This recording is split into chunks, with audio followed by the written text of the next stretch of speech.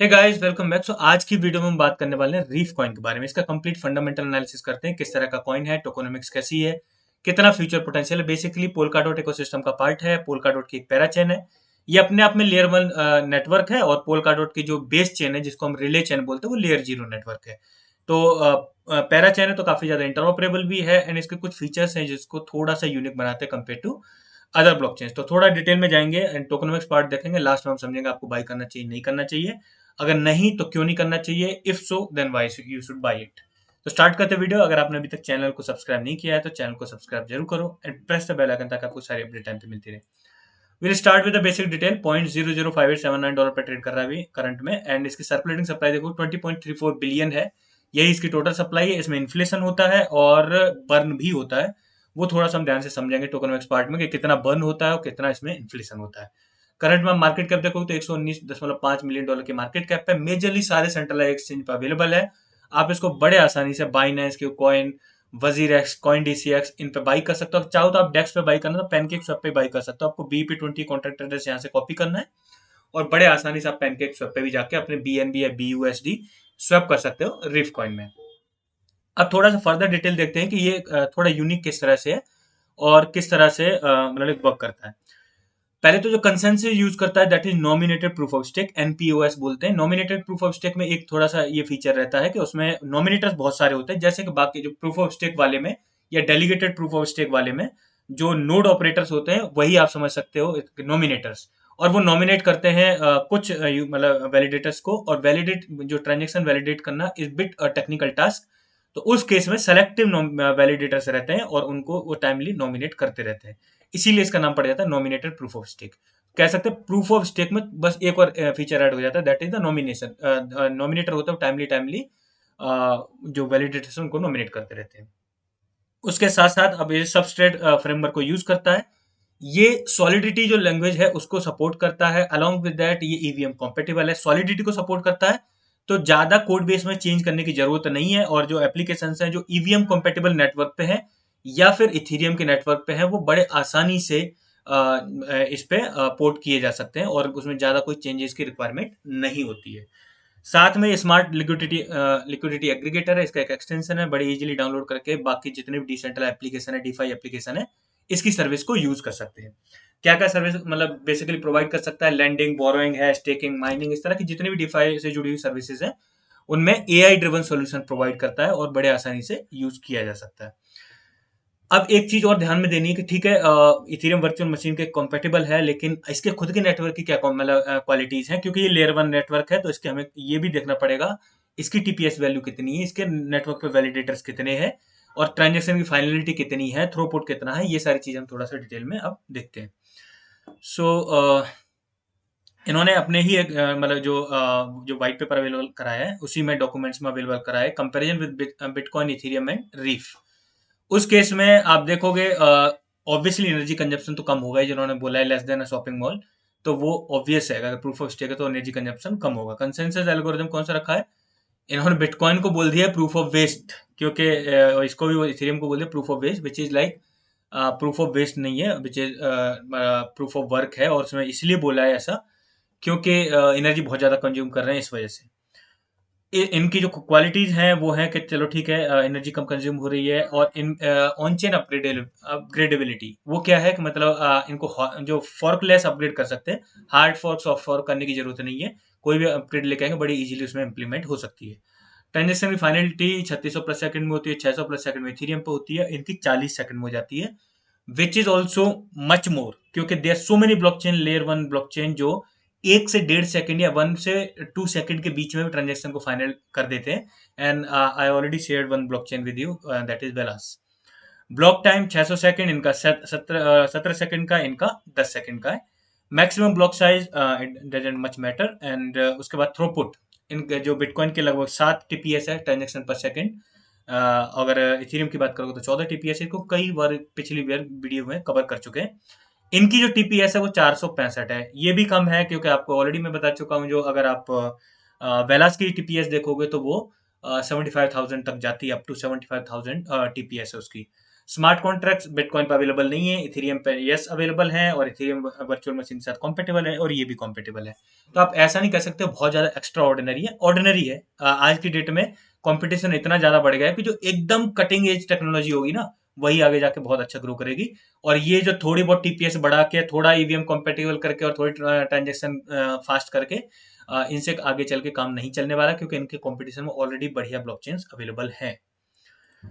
Next thing, सर्टिक score अभी यहाँ पे अवेलेबल नहीं है, इन्होंने सबमिट किया है, may be it will be available later on. तो क्या क्या सब मतलब प्रोवाइड करते हैं, सॉलिडिटी को सपोर्ट करते हैं, सॉलिडिटी दैट लैंग्वेज जो इथेरियम ऑल्सो यूज करता है, इससे इजीली हो जाता है पोर्ट करना एप्लीकेशन को इथेरियम से इस पे।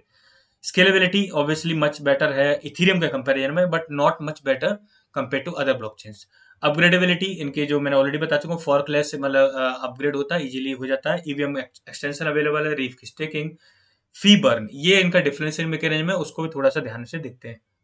फी बर्न इन्होंने क्या रखा है, जितनी भी एक्टिविटी होंगी, चाहे इनके प्लेटफॉर्म पे एनएफटी मिंट हो, चाहे कोई ट्रांजेक्शन हो, चाहे कुछ भी होगा, कोई या फिर कोई स्मार्ट कॉन्ट्रैक्ट एग्जीक्यूट होगा, उसमें जो भी ट्रांजेक्शन फीस कलेक्ट होगी वो पूरी की पूरी बर्न कर देते हैं। यानी इस तरह से सर्कुलेशन से सप्लाई बाहर जाती है, लेकिन सर्कुलेशन में आती भी है, यानी इसमें इन्फ्लेशन डिफ्लेशन दोनों एक साथ हो रहे हैं, ये चीज ध्यान में रखनी है। अब दोनों का रेट भी देखेंगे, देन हम जाएंगे कंक्लूजन पार्ट पे। पार्टनरशिप्स को अगर देखोगे, एलएफ के साथ है, एवेलेंच के साथ है, and there so many other big projects you can say, उनके साथ उन्होंने पार्टनरशिप दिखा रखी है। चेन लिंक के साथ उनकी पार्टनरशिप है।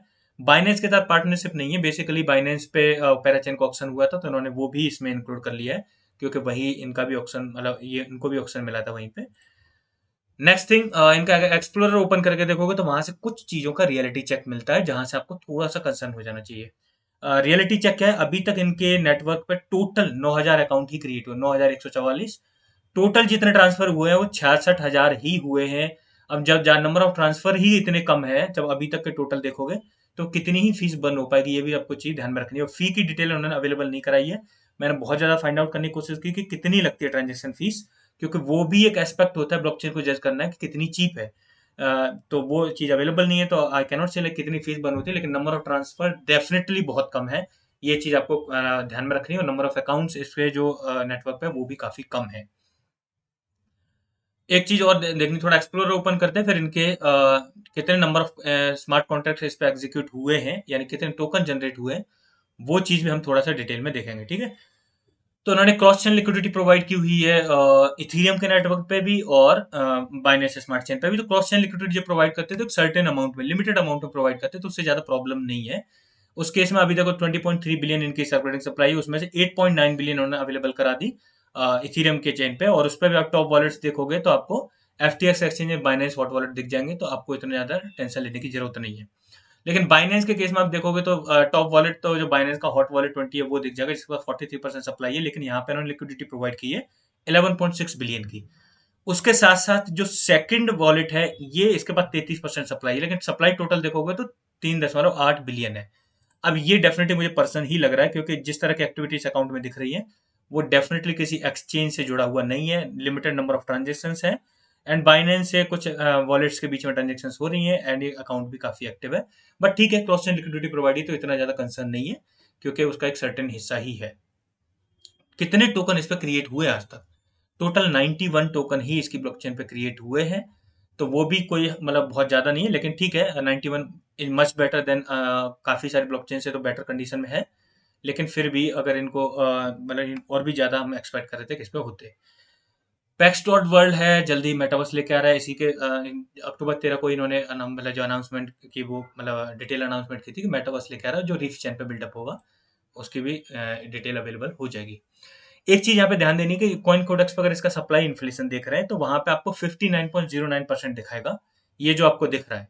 लेकिन यहाँ पे एक प्रॉब्लम है, क्योंकि फरवरी 25 फरवरी तक इसमें सप्लाई वेस्टिंग शेड्यूल से भी आ रही थी सर्कुलेशन में, तो इस वजह से ये इतना ज्यादा दिखा रहा है। अदरवाइज इतना इन्फ्लेशन नहीं है, तो आप इसके लिए कंसर्न मत रहना कि ये यहाँ पे 59% क्यों दिखा रहा है, ठीक है। टोकोनॉमिक्स अगर आप देखोगे तो पहले टोकन किस तरह से डिस्ट्रीब्यूट हुए, तो अभी करंट में कितनी सप्लाई है, 20.34 बिलियन, जो मैं आपको ऑलरेडी बता चुका हूँ। कुछ इस तरह से है।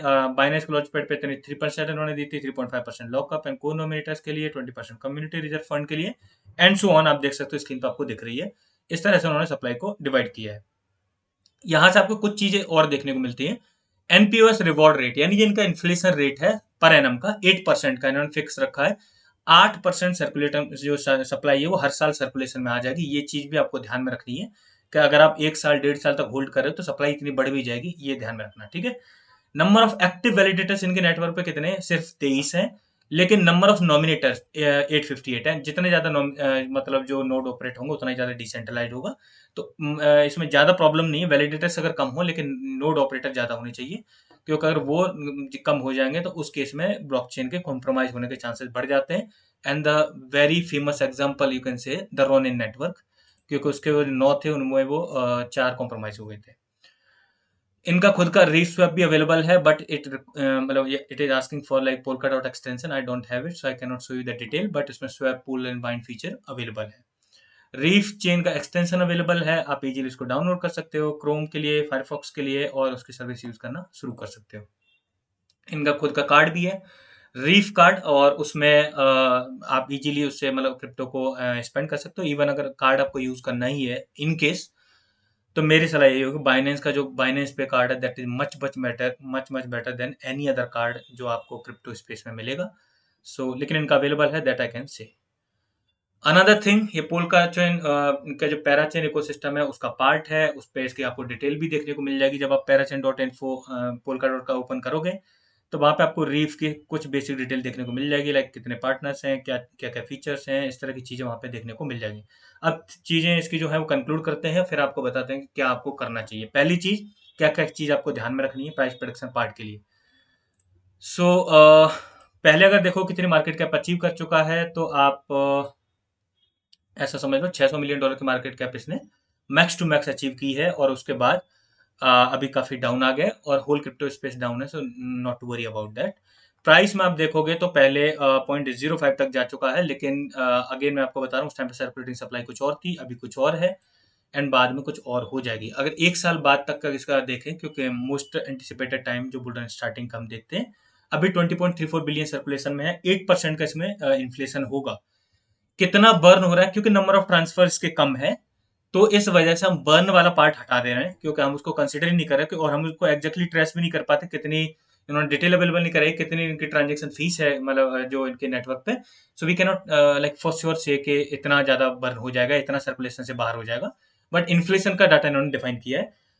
तो आप ऐसा समझ लो 8% का इन्फ्लेशन होगा, 1.62 बिलियन एक साल में सर्कुलेशन में और कॉइन आ जाएंगे, और वो सप्लाई बढ़ जाएगी इसको। तो उस टाइम पे लगभग सप्लाई होगा, आज से 1 साल बाद 21.967 बिलियन इसकी सर्कुलेशन में सप्लाई होगी। उस केस में कितना इसके लिए फिजिबल दिख रहा है, तो फिजिबल मतलब मार्केट जो सॉरी प्राइस प्रेडिक्शन पार्ट के लिए हमने कौन से वेरिएबल रखे हैं वो मैं आपको बता दे रहा हूँ। पहले तो कितनी इनकी टीपीएस वैल्यू, नेटवर्क की क्या कंडीशन, टीपीएस वैल्यू कितनी है, ईवीएम कॉम्पिटेबल तो है, ठीक है। बेसिक उसके साथ साथ क्या फीचर है, किस किस के साथ पार्टनरशिप है, रिसेंटली इनकी पुश प्रोटोकॉल के साथ भी पार्टनरशिप हुई है, और जो भी अदर रिसेंट पार्टनरशिप है, कितने टोकन जनरेट हुए, कितने ट्रांजेक्शन होती हैं इनके नेटवर्क पे, वो चीजें कंसिडर की है। अलॉन्ग विद दैट अगर फ्यूचर पर्सपेक्टिव से देखें तो अभी जो सिनेरियो है वो 1 साल बाद नहीं रहेगा। आगे चल के आप, मैं लिख के दे सकता हूँ इस बात को, आप खुद ही विटनेस करोगे इस चीज को, कि जो टेक्नोलॉजी वाइज बेस्ट होंगे वही ब्लॉकचेन टॉप में आएंगी। जो टेक्नोलॉजी वाइज ज्यादा इंप्रूव्ड नहीं है वो टाइम के साथ आउटडेटेड हो जाएंगी। अगर आप 2 साल पहले 3 साल पहले के टाइम पे जाओगे तो इस तरह की ब्लॉकचेन काफी ज्यादा अच्छी कंसिडर की जाती थी, कि भाई 400-500 टीपीएस है और ट्रांजेक्शन फीस कम है, फाइनलिटी मतलब ठीक है 1 मिनट में हो जाती है तो काफी है। लेकिन आगे चल के ये चीजें नहीं वर्क करेंगी, क्योंकि अडॉप्शन आप देखोगे डे बाई डे क्रिप्टो का अडॉप्शन बढ़ रहा है और मास जो ऑडियंस है उससे जुड़ रही है। उस केस में आगे सबसे बेहतर नेटवर्क वही होने वाले हैं जो बहुत ज्यादा स्केलेबल है, बहुत ज्यादा चीप है, सिक्योर है, और बहुत फास्ट भी है। यानी कि टीपीएस वैल्यू साथ साथ होने के बाद उनकी जो मतलब फाइनलिटी है वो भी ट्रांजेक्शन की बहुत कम है। तो ये चीज आपको ध्यान में रखनी है। सारे एक्सपेक्ट इसके कंपटीशन कौन से हैं।